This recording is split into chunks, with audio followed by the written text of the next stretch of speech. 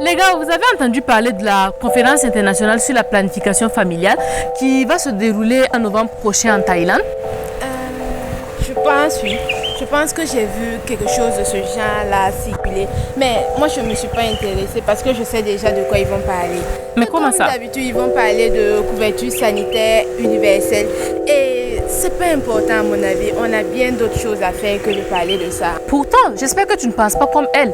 Non, bien évidemment, tu devrais t'y intéresser. Oui, tu devrais t'y intéresser parce que parler aujourd'hui de couverture sanitaire universelle, surtout dans le domaine de la planification familiale, c'est un sujet important et nous devions tous nous y pencher. Vous pensez comme elle que parler de couverture sanitaire universelle, c'est du Ponzi, surtout dans le domaine de la planification familiale? Détrompez-vous. Selon un rapport de l'UNFPA, 222 millions de femmes, surtout dans les pays en voie de développement, veulent recourir à une méthode de contraception pour éviter ou retarder une grossesse, mais n'y ont pas accès. Bien évidemment, il y a d'autres causes qui se greffent à cela, mais la principale raison, c'est parce qu'elles n'y ont pas accès. Et la couverture sanitaire universelle permet de pallier considérablement à cette situation.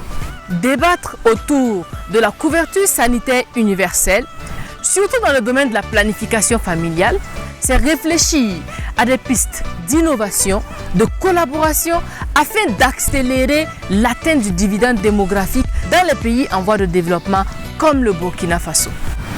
C'est faire en sorte que les adolescents et les jeunes et les femmes qui font partie des groupes vulnérables aient accès à des services et soins de qualité liés à la planification familiale sans encourir à des difficultés financières. C'est collaborer avec les acteurs étatiques et politiques afin que les besoins financiers ne soient plus un handicap pour l'accès aux soins de qualité liés à la planification familiale, peu importe la couche sociale à laquelle on appartient.